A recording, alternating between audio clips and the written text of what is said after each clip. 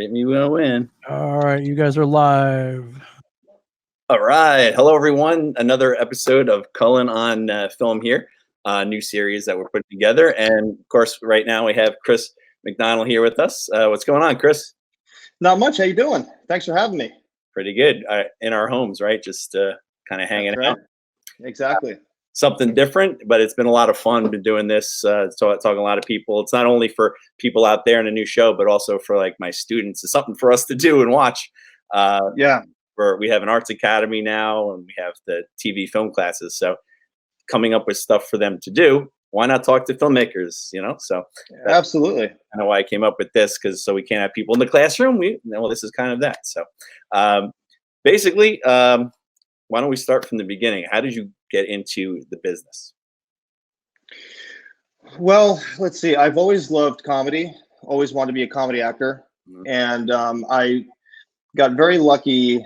Let's see. Back in 1997, I was in a Blockbuster video in Middletown talking about a script that I had written. I remember that Blockbuster. You remember that? A Blockbuster, yeah. Yeah. Movies they're used and re-rent them at Rumson Video.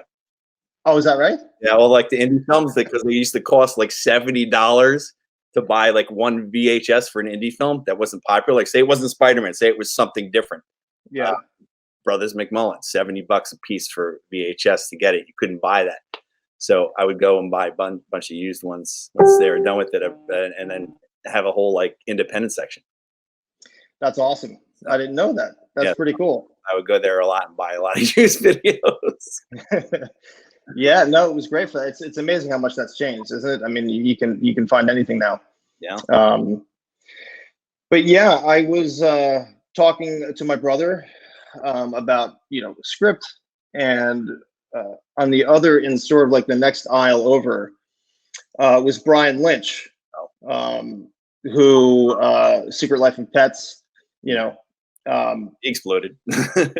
Yeah, and he overheard the conversation, and he was nice enough to say, listen, I'm about to start shooting a film, in a few days or within a week. If you want to come to this location in Red Bank and talk to so and so, I can get you on there as a production assistant. So that's what I did, and that was the first time I found myself on a movie set.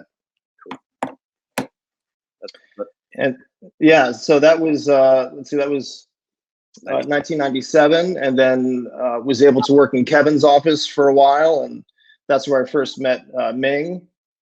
And yeah, that was the introduction to it, and it was pretty awesome.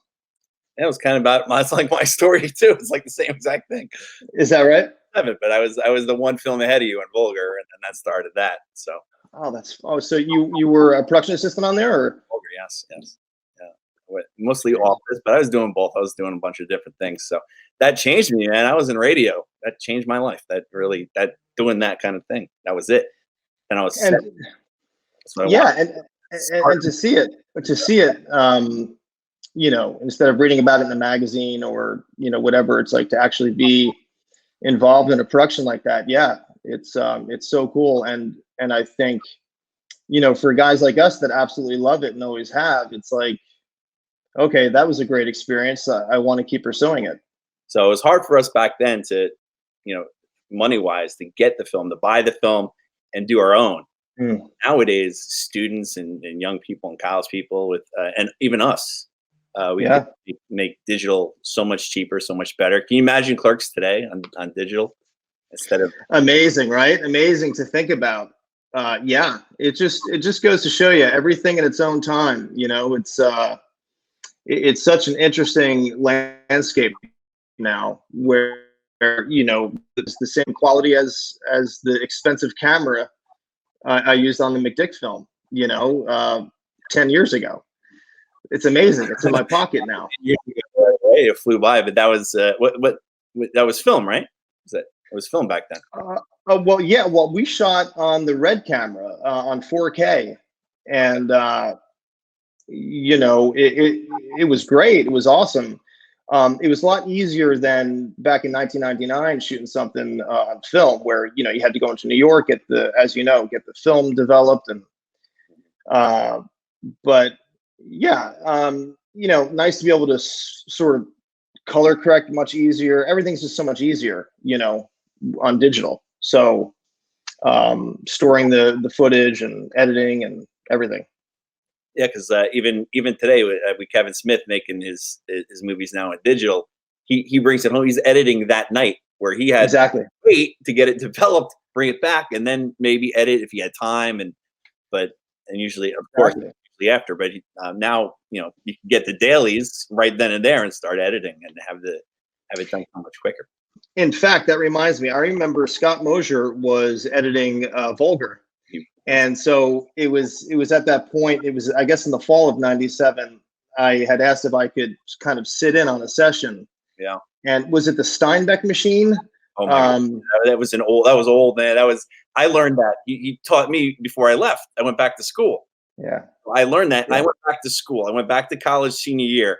Okay. And I worked for a company and they said, we got this new editor, the Avid. And I go, I just learned film. Avid, man. My buddy's like, I'm learning it. Yeah, he gets a job working with the Avid right out of college, and I'm like, I don't know how to use this thing. Yeah, no, I know that was a huge leap from the Steinbeck to Avid. Yeah. But I remember the strips of film being taped to the wall. It was just crazy. It was a great experience to do that, and it's like I can't believe, like, I don't know if I could do that again. If you sat that in front of me now, I'd be like, oh my God, I can't remember how to do this, but it was really cool learning it back at the time. And then I did learn the Avid after a while. And then I came home and Scott was actually editing Dogman. I'm like, I know how to use this machine. That's awesome. Yeah. Yeah, exactly. That was a cool experience there. And now we got Premiere Pro. Do you work with Premiere Pro at all? Because that's what we do in school, and that's kind of what I learned the last 3 years.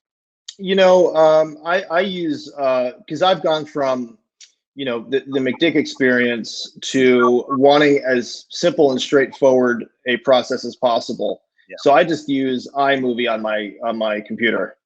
I try to keep it really, really simple. And I think we were using Final Cut Pro, however many years ago.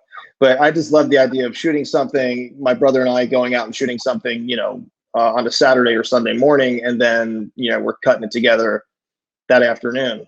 So that brings us to the new stuff you've been doing. You've been shooting a lot of like quick short films that we played at the festival, and they were very funny. It got a lot of laughs, and people enjoyed it. And you did that on a phone? Yeah, I did it on the iPhone 11. I think it's the Pro Max. That's why I got the phone, because I was like, all right, it's going to be 4K. It's going to have all these capabilities. I really want to make a bunch of short films, have a quick turnaround. And so yeah. And, to your point about earlier, when we spoke about just trying to make the most of this time that we suddenly have, I'm trying to line up as many new shorts as possible so that when we get back to a normal environment, I'll be ready to go out there and shoot a bunch more stuff. I know, right? So sitting down, writing a lot while we're doing all this. Is that? Yeah. At least, I'm kind of blank right now, but I've been trying. Yeah, well, we should. I know I'm always texting you as like I lead up to the days of shooting. So, but yeah, we really should, put our heads together and shoot something. And of course, spring is here. It's going to be some great shooting weather.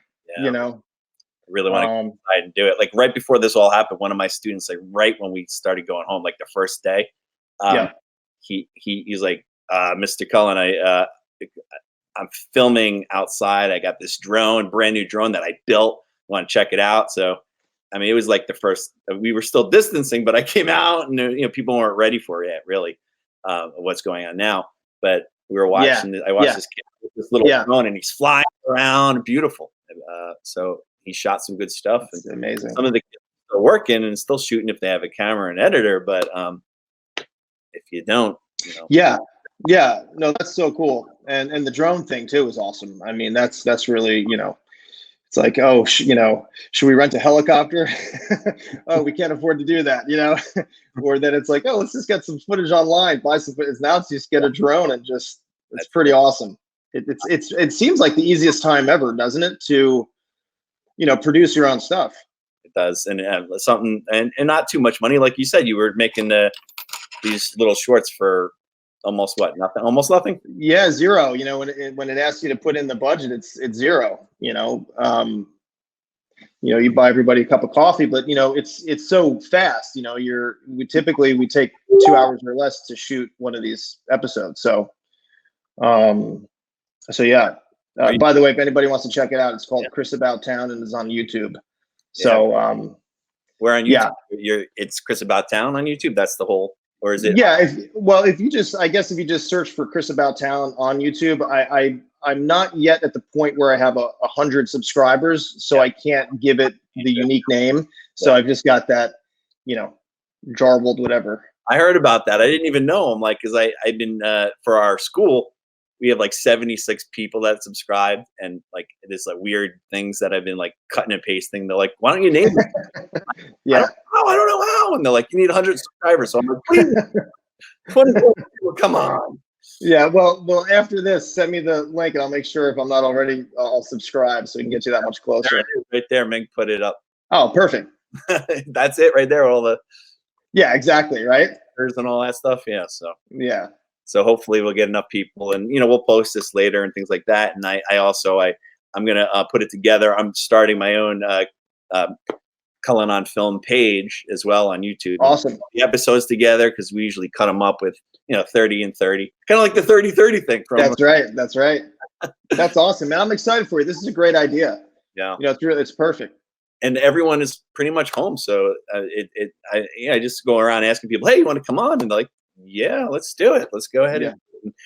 It really does help. People have been watching and saying it's very informative, and it's really cool and they're seeing a lot of cool things from it. So why not keep going, right? Yeah, no, absolutely. It's fantastic. A little bit different than being in the studio with the boys and fooling around. This is a little bit more serious, I guess. Yeah. We can, say some funny stories and stuff in the industry. So now you're doing those other things. And are you writing, but going back to features since you did your feature? Are you sticking with these shorts for now, or do you have a feature in mind? My brother, Michael, who and my wife, Gina, she's she's recently joined our writing team. So we're a team of 3 now, and we're working on a number of different stuff, but we've got a manager. And so we're excited about when we have a return to normalcy, having the opportunity to pitch some of these ideas. We have a couple of completed scripts, features that we hope people are interested in. So we're doing that. And then, I was really excited. I got an acting job for Nickelodeon. I shot something in the SpongeBob universe.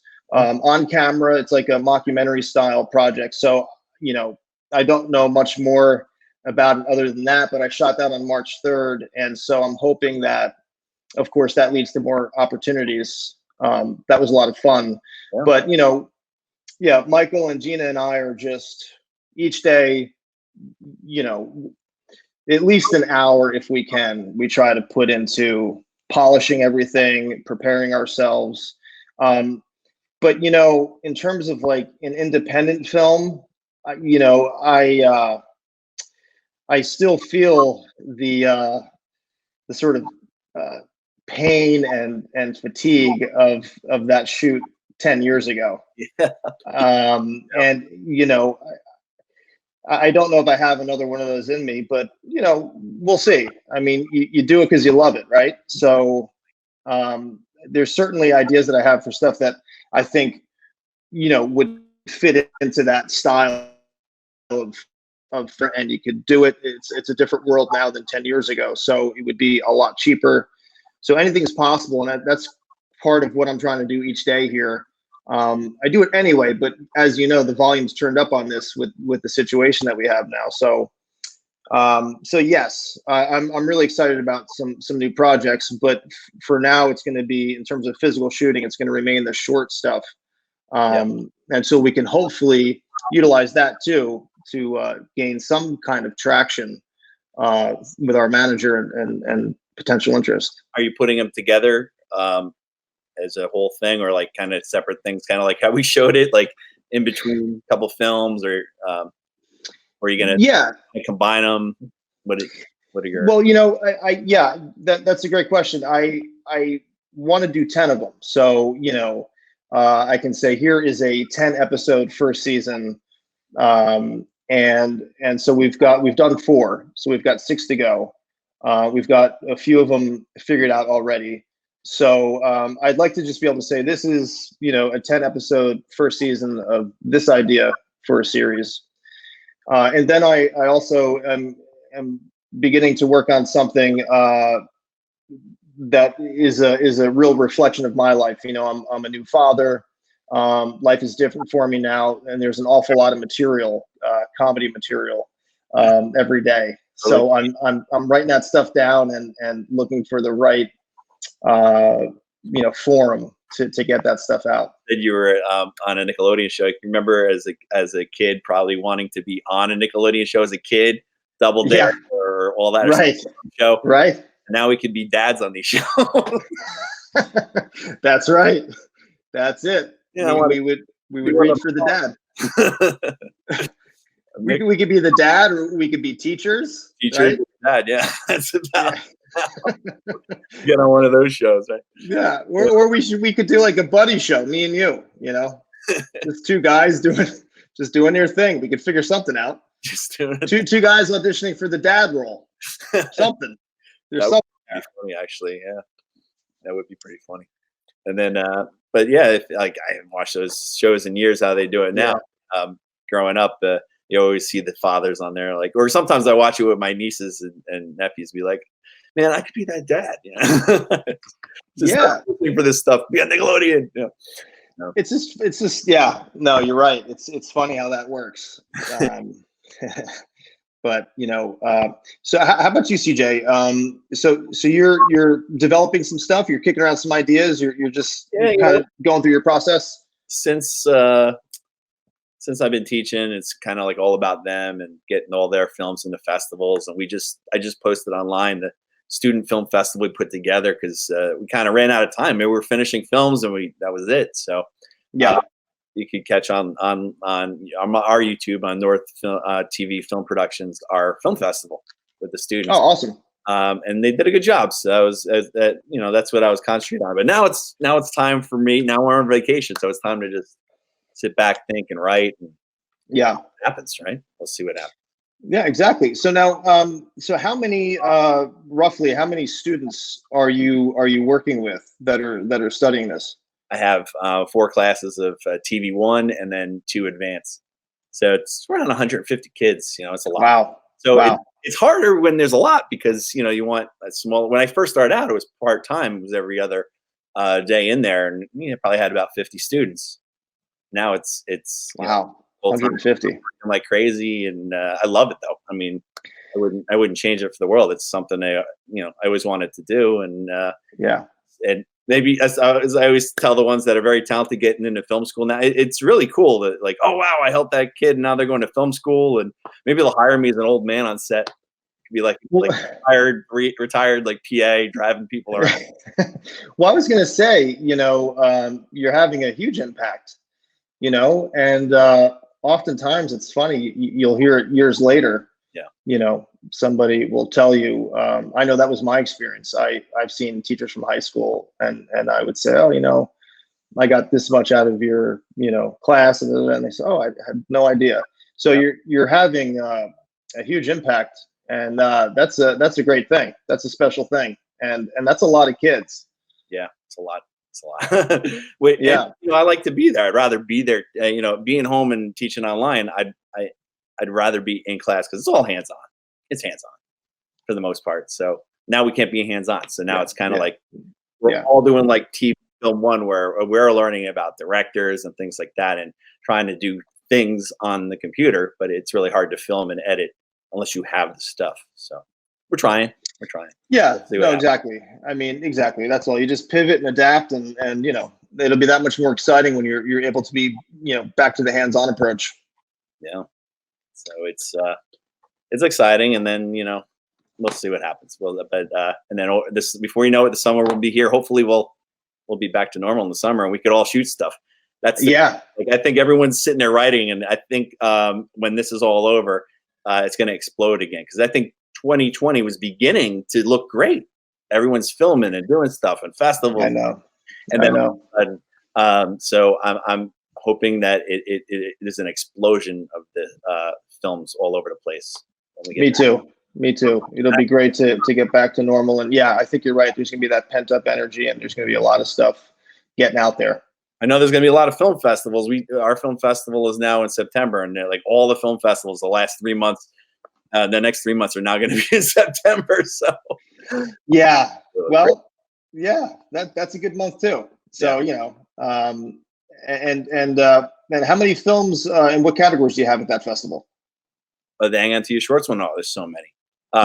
Well, we had over 300 enter, so we actually well over 3. So we ended up taking, like, including scripts, because we take scripts too, 182 films and scripts altogether this time around. That's awesome, man. 2 days. That's amazing. Yeah. So, it was supposed to be next week, so we weren't ready. So actually, it worked out. It worked out, because we picked the films, but now we got to, go through them all again with tons of people and nominate, and get the winners and put everything together. It's a lot of work. Yeah, no, for sure. I can imagine.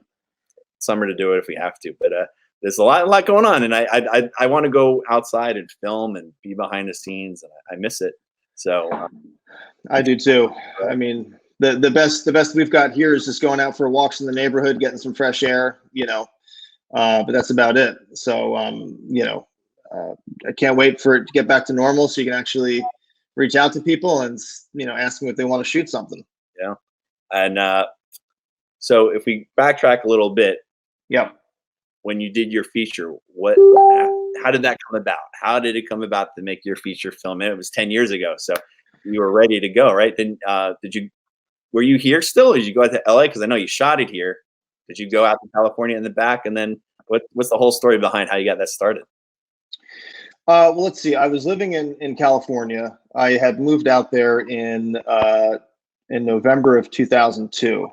And so this was, 8 years later. Yeah. Came back to New Jersey. The way it kind of started is somebody was offering to maybe back the film here in Jersey. And so that's what brought me back. And I got the whole crew out of New York City, which was great because, there's just great crew in New York. Yeah. And as you know, it was shot a lot of it in Red Bank and Asbury Park and kind of, shot a day in Edison. So it was, all over the place. It was probably about, I could check, but I want to say about 28 days of shooting. Yeah. Spread over several months. Mm-hmm. And then of course, so we took that to some festivals. It was well received. And, it was one of the first in Hoboken. I saw it under a different name. That's right. Big Guns. Big Guns is yeah.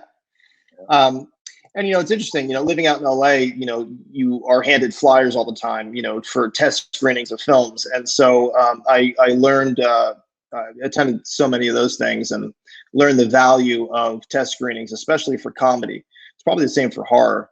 Yeah. And so I was kind of seeing these festival screenings as my test screenings, and it was playing well, which I was very happy about.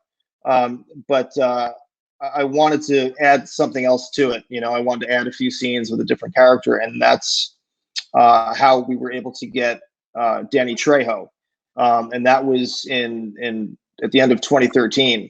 So that was through somebody I'd met at one of the festivals who had a relationship with Danny, and Danny was nice enough to watch the trailer, and then he agreed to do it. And he's so funny in it too, and he's just so different from what you expect. Thank you. Yeah. But people should go and check it out. Coolest day. I mean, especially now that we're all home, if you have not seen the movie McDick, you got to go watch it on Amazon, correct? Is it on Amazon? That's right. Thank you. Yeah, it's on Amazon, free on Amazon Prime. It's been up there since last June. So, definitely check it out if you haven't yet. Thank you for that. There it is. Thank you, man. There it is. So yeah, if you want to, people need a good laugh. There's not that many comedies anymore. This earlier today on TV was Stripes was on and Caddyshack. So I was like doing work and watching it in the background. I'm like, man, we need to make more comedies again. And I was thinking of you and your little shorts. I'm like, you got to do another one, man. You got to do a feature. Thank you, CJ. No, I appreciate that. And I love Bill Murray. Those are, that's so interesting, the stuff that holds up over decades at this point, right? With those films. But yeah, no, I definitely have it in me. And, at the end of the day, you just do what you have to do. So, yeah, so that'll happen. We just, we hope that it's with some support and, you learn from everything you do, right? I learned a lot on McDick. I learned a lot shooting that movie. Always learning. It never stops. That's kind of why I really like this industry. You just nonstop learning. Exactly. I'm sitting here learning new things and trying to find ways to teach things, and I'm always learning. I got the master classes. Different celebs doing that just because I want to listen. I want to hear, and I have absolutely. So, while you have the time, you might as well do it and just keep learning. I mean, if I was able to, I'd love to go to film school. No, I know. And it's so true. It's like this idea, the more you know, the more you realize you don't know anything, so, yeah, no, I would too. I would love to be able to dedicate a good chunk of each day to just education, learning new stuff. And, of course, when we're watching movies, I feel like, we're always making notes in our heads about different things that we're picking up and this and that. Why didn't they do that kind of thing? So yeah, exactly. Especially teaching it now, I feel like I analyze these films more and look at instead of sitting back and sometimes I want to sit back and enjoy a film like Fast and the Furious or Star Wars, but then you sit back sometimes and you're like, oh, I'm so technical now. I'm going to be in a technical mood. I know. It's funny. I just try to let it go. I mean, it's just because I love those movies. Yeah, I mean, Fast and Furious. I want to be entertained. The other night, I'm like, I just want to be entertained. I'm lying down. I'm watching a movie. I'm not gonna pick it apart. And I'm like, yeah, yeah. No, exactly. Times where you're like, I should have done this and this. Oh, what if they did this? I hate when I'm in those moods, but Yeah, but it's a mechanism that's kicked into motion, and you can't unring that bell at this point. The curtain's been pulled back far enough. Or if you're like at film festival watching films, you're like, oh man, why didn't I think of doing that? Oh yeah, absolutely. Yeah, it's that's the great thing. Every great idea helps inspire other ideas. So that's why it's great that you're teaching, and it's great to participate in these festivals. It's just awesome to be a part of this community. Now, when you were at our festival, and we gave you a nice little honorary award for New Jersey filmmaker, and we had the comedy set. It was a good set. I thought it was a funny set. It was awesome. So it was a cool night. It was a fun time, and I think a lot of people should realize if you go to these fests, it was a nice crowd, so people connect and they talk, and who knows, maybe a bunch of people that were there are going to work together because like, wow, I love what you did, we should do something, and you never know. Absolutely. No, that was such a great night, and thank you again for letting us be a part of it. Mike and I had so much fun. We can't wait to go back for the future editions. But yeah, you got such a great thing going there because everybody loves movies. Everybody's in the same room. Everybody's supporting each other. Like you're saying, you get to network and meet some other people. And I think, that's such an important thing for the younger people to know who are just getting into this stuff, the value in good, meaningful relationships with people, to just take that time to see how you can help them, what you can do to help one of their productions and just create relationships. And I think that's a real key to enjoying this and hopefully succeeding. I think even with the students, when they get to their first film festival, and they still don't know, and then they go and they find out and they see other student filmmakers and they meet other people and like, holy crap, I saw the person in this movie and I'm talking to them, and next thing you know, oh, I liked your movie, oh, let's work together. And there's a few filmmakers that that have had for 3 years, and they're like, they love going to festivals, they love meeting people, and now some of them are just like, I'm going to film school now. So it changes you. I know Yeah. it changed me back in the day of Vulgar. Changed you back in the day. Same. Yeah. Big Helium Dog. Big Helium Dog was Brian's film. Yeah. Yeah. It changes you. It's very powerful stuff. So, and exciting too. It's just exciting. You just never know what's around the corner. Never know. You never know what can happen. So, we're doing this right now because there's not much else to do. I'm like, you know what? I got to continue this. I want to talk to people, talk to filmmakers and actors, and talk about the industry. So I'm just thanks for coming on. And my pleasure. My pleasure. Thanks for inviting me. It's always so much fun to talk to you, and I look forward to doing it again real soon. Do you have any advice for anyone starting out there about getting into the industry? Yeah, I think the best thing to do is shoot stuff. I think it's a great time to be able to go out and shoot and come home and edit.